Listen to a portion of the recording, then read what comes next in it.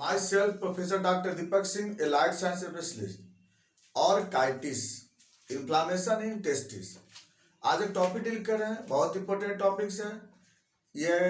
ज़्यादातर मरीज इसके बहुत सारे हैं, इसके कैसे होता है, क्या है, सारी बातें जिक्र कर रहे हैं हम लोग वन बाय वन करके। सबसे पहला कि जैसे ये मेल जेनिटल ऑर्गन का स्ट्रक्चर है, इसमें आप जानते होंगे इसके बारे में। मेल में जो जेनिटल ट्रैक्ट होता है ना, वो यूरोजेनिटल के साथ, यूरोजेनिटल ट्रैक्ट बोलते हैं उसको हम, क्योंकि इसमें यूरिनरी सिस्टम और जेनिटल सिस्टम दोनों एक दूसरे से मर्ज रहता है। तो देखिए होता क्या है कि जैसे यहाँ पर ये यूरिनरी ब्लैडर है, ये यूरेटर है, तो यूरिनरी ब्लैडर है, उसके बाद यहाँ पे यूरेथ्रा है। इसके बाद जितना जो इधर का पार्ट जितने भी होते हैं ना, ये जेनिटल ऑर्गन के पार्ट होते हैं। तो जेनिटल ऑर्गन का जो होता है ना, ये मर्ज कर जाता है यूरेथ्रा से।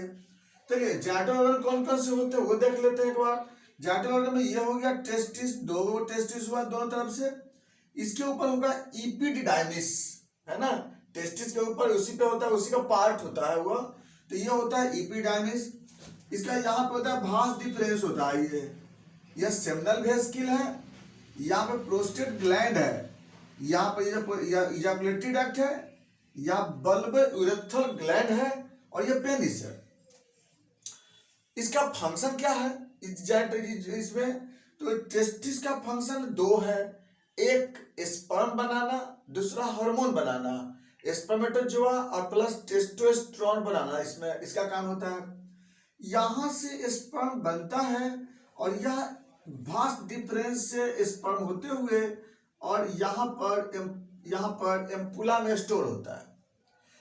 अब जब सेक्सुअल इमोशन जब स्टार्ट होता है ना, तो उस समय यहाँ से सेमिनल फ्लूइड प्लस प्रोस्टेटिव फ्लूइड और स्पर्मेटोजोआ सब मिक्स होकर के और सीमेन बनता है, और फिर यहाँ से इजाकुलेट होकर बाहर निकलता है। चलिए ये तो हो गया एक बात, नॉर्मल बात, इसके बारे में आप फिजियोलॉजी समझ गए इसका। हम अब थोड़ा बात करते हैं कि इन्फ्लामेशन, इस टेस्टिस के इन्फ्लामेशन में बात करें हम लोग। ये जो टेस्टिस है, ये दो टेस्टिस होता है, और दोनों टेस्टिस ये बॉडी के नीचे, पेल्विक ऑर्गन के नीचे या सैडल पार्ट से नीचे, एक यह स्क्रोटम में यह सिचुएट रहता है। दोनों टेस्टिस राइट और लेफ्ट दोनों स्क्रोटम में रहता है। इसके ऊपर में यहाँ पर एक प्रोटेक्टिव लेयर होता है, जिसको हम बोलते हैं टूनिका वेजालिस लेयर। ये वाला होता है ना, ये टूनिका वेजालिस लेयर दोनों तरफ होता है, इधर भी और इधर भी।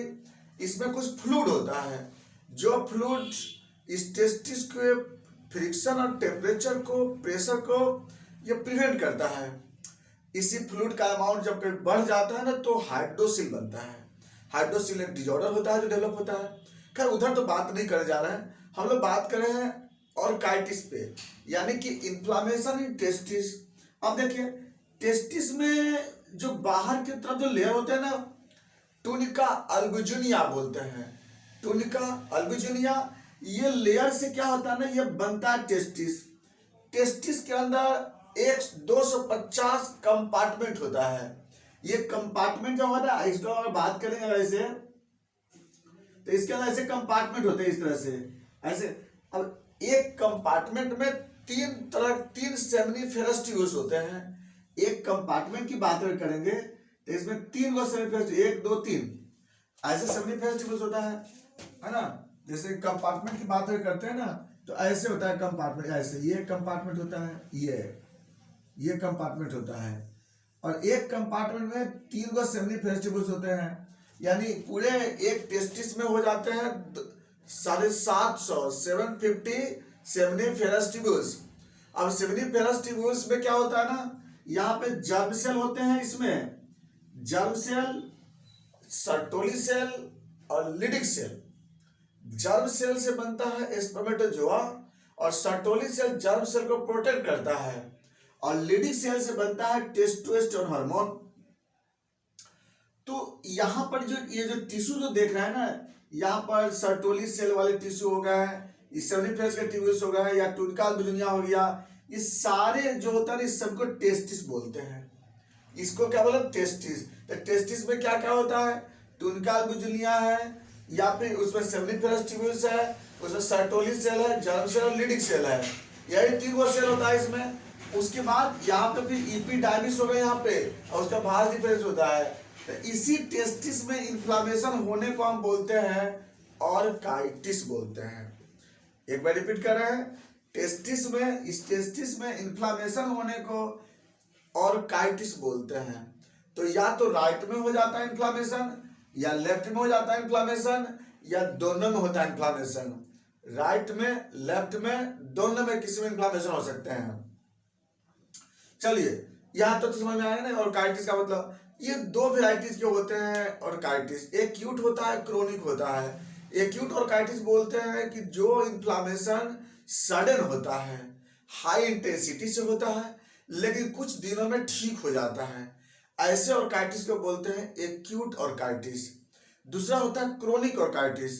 क्रोनिक ऑर्काइटिस बोलते हैं कि वैसे इन्फ्लामेशन टेस्टिस में जो लंबे समय के बाद होता है, लेस इंटेंसिटी के सिम्टम होते हैं और काफी लंबे दिनों तक रह जाता है, परसिस्ट कर जाता है, ऐसे इन्फ्लामेशन को बोलते हैं क्रोनिक ऑर्काइटिस बोलते हैं। तो ऑर्काइटिस दो तरह के हो गए, acute orchitis and chronic orchitis. अब बात करते हैं इसमें कॉज पे, क्या क्या कारण होता है ऑर्काइटिस का। सबसे पहला कॉज है इंजुरी। इंजुरी, किसी भी तरह से इंजुरी हो जाने पे, चोट लग जाने के कारण इसमें इन्फ्लामेशन हो जाता है। अब देख, अब इसमें इंजुरी होने का ज्यादा कारण क्या हो सकता है, या तो फिर कोई इटियोजेनिक कॉज, या तो सर्जरी करते हैं उस केस में हो सकता है, या बायोप्सी करते हैं, अगर बाय द वे किसी को इनफर्टिलिटी है तो बायोप्सी कर रहे हैं बाय द वे, तो उस केस में इंजुरी हो सकता है, या फिर एक्सट्रीमली चोट लग जाने से। जैसे देखिए, ऐसे तो आसानी से इसमें इन्फ्लामेशन नहीं होता है इंजुरी से, क्योंकि इसको टुनिका, जो टुनिका वेजाइनलिस है ना, ये इसको क्या किया ना, कवरिंग किया रहता है इसमें, इसीलिए आसानी से इसमें इन्फ्लामेशन हो जाता है ना, कितना अच्छा वेरिए प्रोटेक्शन किए हुए इसको, इसीलिए क्या होता है ना कि इसमें जल्दी इन्फ्लामेशन नहीं होता है। लेकिन अगर एक्सट्रीमली इंजुरी होगा तब इसमें इन्फ्लामेशन हो सकता है। Number 2, infection. इन्फेक्शन में एक जो इन्फेक्शन जो आता है, सबसे कॉमनेस्ट दो मिलेंगे, वह निजेरिया गोनोरी, यानी गोनोरिया प्रोड्यूस करने वाले बैक्टीरिया। दूसरा होता है ट्रैकोमाटाइटिस क्लेमाइडिया, क्लेमाइडिया बोलते हैं उसको। तो क्लेमाइडिया ट्रैकोमाटाइटिस, या क्लेमाइडिया बोल सकते हैं उसको हम। तो क्लेमाइडिया और गोनोरिया, ये दो बैक्टीरिया जो होता है ना, इसमें इन्फ्लामेशन करता है। चलिए अभी हम आगे बात करते हैं, इसमें इन्फ्लामेशन आगे से जाता है। तो क्लेमाइडिया और गोनोरिया जो होता है जनरली सेक्सुअल ट्रांसमिशन से फैलता है। वो यहां से बैक्टीरिया एसेंड कर जाता है सेक्सुअल ट्रांसमिशन से, वह प्रोस्टेट में आता है, फिर वह बैक्टीरिया एसेंड करते हुए और चला आता है टेस्टिस में। तो ये जो होता है, ये आपका गोनोरिया और क्लेमाइडिया, ये सेक्सुअल ट्रांसमिशन से फैलता है। अब आते हैं नंबर 2, दूसरे जो बैक्टीरिया है, जिसमें कि स्यूडोमोनास और प्लस इश्चेरिचिया कोलाई। ये बैक्टीरिया कैसे आता है, ये बैक्टीरिया आता है यूरिनरी ट्रैक्ट में इन्फ्लामेशन के कारण, या फिर हो सकता है सिस्टोस्कोपी प्रोसीजर किए होंगे सपोज दैट, या प्रोस्टेट का कोई प्रोसीजर किए होंगे। तो अगर बाय द वे तो यूटीआई के इन्फेक्शन से, या फिर कोई सिस्टोस्कोपी प्रोसीजर के कारण, या प्रोस्टेटिक प्रोसीजर को क्या करते हैं, उस केस में बैक्टीरिया यहां से क्या होता है ना, एसेंड करते हुए और चला आता है टेस्टिस में चला आता है। ये आते हैं कैसे, ये हो गया कौन सा, ये हो गया आपका इश्चेरिचिया कोलाई और प्लस स्यूडोमोनास। अब जो अगला जो बैक्टीरिया, जो थर्ड ग्रुप के बैक्टीरिया होते हैं, वह है माइकोबैक्टीरियम ट्यूबरकुलोसिस। माइकोबैक्टीरियम ट्यूबरकुलोसिस, जिसको कि मान लीजिए रीनल ट्यूबरकुलोसिस है या प्रोस्टेटिक ट्यूबरकुलोसिस है, तो वो टीबी का बैक्टीरिया भी कभी कभी यहाँ पर चलाता है। ये रेयर कंडीशन होता है। अगला जो होता है आपको, ये तो हो गया आपको बैक्टीरिया समझ गए।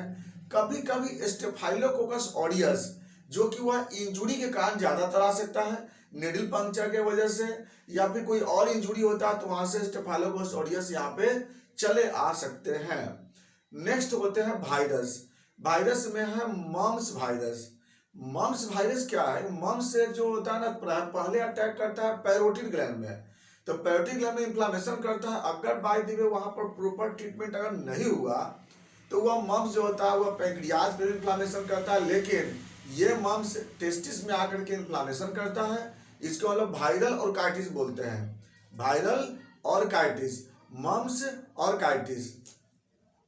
तो वायरस में ये आपको बड़ा कॉमनेस्ट वायरस होते हैं मम्स वाले, जो कि ज्यादातर ये बच्चों में ज्यादा मिलता है। ये 5 ईयर से लेकर के और 15 साल के बीच में जो होता है ना, ये बहुत कॉमन वायरस मिलता है, मम्स और कार्टिस बोलते हैं इसको। अब बात करते हैं नेक्स्ट कंडीशन, अगला कॉज है autoimmune disorders. Autoimmune orchitis, यानी कि अगर by the way suppose that Sertoli cell का मान लीजिए एंटीबॉडी बन गया है, तो उस केस में भी यहाँ पर इन्फ्लामेशन हो सकता है। तो इतना जो कॉज देख रहे हैं। अच्छा, एक कॉज लास्ट में और आता है, यूरिन के यहाँ पर एंट्री कर जाने से। कभी कभी क्या होता है कि जैसे प्रोस्टेट इलाज के कारण ऐसा हो सकता है, या फिर हो सकता है कि यूरिन का जो फ्लो है वो मे भी क्या इजैकुलेटरी डक्ट, जैसे होता क्या है ना कि यूरिन निकलते समय इजैकुलेटरी डक्ट बंद रहता है। याद रखिए इस बात को, यूरिन के निकलते समय इजैकुलेटरी डक्ट बंद रहता है और सीमेन निकलते समय यह यूरिनरी पाथ बंद होता है। तो जनरली क्या होता है कि अगर सपोज दैट कि यूरिन के पास करते समय अगर इजैकुलेटरी डक्ट कहीं ओपन रह गया अगर, या ओपन रहता है, तो उस केस में यूरिन यहाँ पर चले आते हैं और यूरिन के कारण जो होता है यहाँ पर इन्फ्लामेशन हो सकता है। तो यूरिन के कारण क्या होता है, उसमें वेस्ट प्रोडक्ट सब्सटेंस है ना, तो वेस्ट प्रोडक्ट सब्सटेंस इन्फ्लामेशन हो जाता है। तो ये भी याद रखना होगा, इन्फ्लामेशन का ये भी एक कॉज आता है, यूरिन फ्लो। अब यूरिन फ्लो समझ में आ गया कि इजैकुलेटरी डक्ट ओपन होने के कारण ऐसा हो सकता है ऐसा। तो ये थे आपको कॉजेज। अब बात करते हैं सिम्टम पे। ऑर्काइटिस है, क्या सिम्टम होगा? सबसे पहला तो पेन होगा इसमें, है ना। अब एक तरफ है तो एक तरफ होगा, दोनों तरफ बायलेटरल पेन हो सकते हैं। तो पहला तो इसमें पेन होगा। उसके बाद नंबर 2 होगा स्वेलिंग। स्वेलिंग या तो यूनिलेटरल भी स्वेलिंग हो सकता है, बायलेटरल भी स्वेलिंग हो सकता है। थर्ड सिम्टम है इसे फीवर, इसे फीवर भी पेशेंट को आता है। चौथा है यूरिन के समय यहाँ पर दर्द हो सकता है, तो ड्यूरिंग यूरिनेशन टेस्टिकुलर पेन हो सकता है। पांचवा है डिस्पेरुनिया, सेक्सुअल इंटरकोर्स के समय भी यहाँ पे दर्द हो सकते हैं। तो ऐसा जो होता है ना, ये सब मेन सिम्टम यहाँ पे आता है सब। इसके बाद कभी कभी क्या होता है कि इस वाले गोनोरिया का इन्फेक्शन होता है, क्लेमाइडिया का इन्फेक्शन होता है, तो कभी कभी अबनॉर्मल डिस्चार्ज भी यहाँ पेनिस से देखने को मिलता है। तो ये आपको मिलता है सिम्टम। साइन में अगर बाय द वे इसको हम टच करके देखेंगे तो यहाँ पे हॉटनेस रहेगा, टेंडरनेस रहेगा, पाल्पेशन होगा। और इसको हम देखते हैं पाल्पेट करके, ये पाल्पेट होते हैं ये। इसके बाद नेक्स्ट आते हैं अब कॉम्प्लिकेशन। चूंकि ऑर्काइटिस है, इन्फ्लामेशन है, और इसमें आप इन्फ्लामेशन के बारे में जानते हो कि जो इसका जो पांचवा साइन फंक्शनलेसिया होता है, तो इसमें क्या होगा, गैमिट नहीं बनेगा। गैमिट नहीं बनेगा तो इनफर्टिलिटी होगा, टेस्टोस्टेरोन नहीं बनेगा तो फिर जो हार्मोनल इफेक्ट बॉडी में डेवलप करने लगेगा। तो यहाँ पर एक तो कंडीशन यह होगा, पहला कि इनफर्टिलिटी होगी, टेस्टिस में वहां पे इन्फ्लामेशन, गैमिट बनेगा नहीं। अगला जो कॉज होगा, अगला जो इसमें कॉम्प्लिकेशन आ सकता है, जैसे इसमें नेक्रोसिस हो सकता है, पस बन सकता है, इसमें ऑब्सेस बन सकता है, यहाँ पर टेस्टिस डिजॉल्व भी हो जाता है। कई बार ऐसा सिम्टम आता है ना, पेशेंट बोलता है कि टेस्टिस डिजॉल्व कर गया, टेस्टिस छोटा हो गया, एक पता नहीं चला कि टेस्टिस कहाँ पे है। तो ऐसा केस मिल सकता है इसमें। तो इस तरह से क्या होगा, जैसे एक हम अगला वीडियो बताएंगे आपको, हम अनडिसेंडेंट टेस्टिस यह पढ़ाएंगे, आपका अगले वीडियो बताएंगे आपको कि अनडिसेंडेंट टेस्टिस में क्या होता है वो। लेकिन इसमें क्या होगा कि इन्फ्लामेशन हो गया, टेस्टिस ही अपसेट हो सकते हैं, अपसेट बन सकता है, ये जनरली आपको डेवलप हो जाता है। इसके बाद क्या होता है, जब इसमें इन्फ्लामेशन ज्यादा हो सकता है, फॉरनर गैंग्रीन हो सकता है, फॉरनियर गैंग्रीन बोलते हैं, FOURNER बोलते हैं, फॉरनियर गैंग्रीन बोलते हैं, फॉरनियर गैंग्रीन बोलते हैं इसको। तो ये गैंग्रीन डेवलप हो सकता है। इसमें क्या होता है ना कि स्क्रोटम सड़ जाता है इसमें। तो ये आपको हो गया आपको कॉम्प्लिकेशन। बात आते हैं इन्वेस्टिगेशन। इन्वेस्टिगेशन में क्या करते हैं, USG ऑफ स्क्रोटम करेंगे तो वहां पे आपको इन्फ्लामेशन मिल जाएगी। नंबर 2 सीमेन एनालिसिस करेंगे तो उसे पस सेल मिलेगा, एस्थेनोस्पर्मिया मिलेगा, यानी कि स्पर्म रहेंगे भी तो मरे रहेंगे, और नहीं तो एब्सेंट स्पर्म गायब रहेंगे इसमें। एजियोस्पर्मिया, ओलिगोस्पर्मिया, एस्थेनोस्पर्मिया, यानी कि स्पर्म रहेगा नहीं, रहेगा तो बहुत कम रहेगा, रहेगा तो डेथ रहेंगे।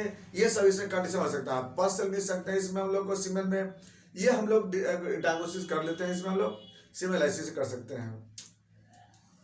और एक बात और भी रहती है, यंग एज में ज्यादा होता है ये डायग्नोसिस का बहुत अच्छा साधन ये भी होता है कि यंग एज के पेशेंट में ये ज्यादा ऐसा कंडीशन हो सकता है। इसके बाद नेक्स्ट आगे सीमेन का कल्चर करके देख सकते हैं कि कल्चर में गोनोरिया है, क्लेमाइडिया है, या इस्लेचिया कोलाई है या फिर स्यूडोमोनास है, स्टेफाइलोकोकस है, ये पता लग जाता है। नेक्स्ट आते हैं एलाइजा फॉर मम्स। वो मम्स के लिए हम लोग एलाइजा जांच करा के देख सकते हैं, पॉजिटिव आ सकती है। उसका एंटी सर्टोली सेल जांच करा के देख सकते हैं, पॉजिटिव रिपोर्ट में आएगा, ऑटोइम्यून पॉजिटिव आएगा इसमें। अब बात करते हैं इसके ट्रीटमेंट के बारे में। इसमें ट्रीटमेंट क्या करेंगे हम लोग, तो इसके लिए जैसा कॉज होगा उसके साथ ट्रीटमेंट करते हैं। इसमें एंटी इन्फ्लामेटरी ड्रग्स देते हैं इसमें हम लोग। ऐसे इसमें जो ट्रीटमेंट होता है अकॉर्डिंग टू कॉज के अनुसार चलते हैं। इंजुरी से प्रोटेक्ट करते हैं, इन्फेक्शन से प्रोटेक्शन करेंगे, इन्फेक्शन को ट्रीटमेंट करने की दवा चलाते हैं। अब बात करते हैं होम्योपैथिक ड्रग्स। होम्योपैथिक ड्रग्स में इसमें सबसे अच्छा है एकोनाइट है। इसके बाद एपिसमेल चलाते हैं इसमें हम लोग। इसके बाद आर्सेनिक देते हैं इसमें हम लोग, बेलाडोना यूज करते हैं, बप्टेसिया यूज करते हैं। और अगर भाई राइट साइड में अगर रहता है तब उस केस में हम लोग यहाँ पर अर्जेंटम नाइट्रम चलाते हैं। लेफ्ट साइड में रहता है तो वहां पे हम लोग रोडोडेंड्रॉन चलाते हैं। और पल्सेटिला तो ऑल इन ऑल काम दे सकते हैं इसमें हम लोग। तो ये बहुत अच्छी दवा सब आता है इसमें। बाकी और भी सिम्टोमेटिक दवा चलता है इसमें। अगर गोनोरिया है तो उसे फिर हम लोग मेडोरिज्म दवा चलाते हैं। तो अकॉर्डिंग टू कॉज के अनुसार से इसकी दवा अलग अलग चलाते हैं हम लोग। ये था आपका ऑर्काइटिस। बाकी बातें चलेंगे नेक्स्ट वीडियो में। Thanks for watching.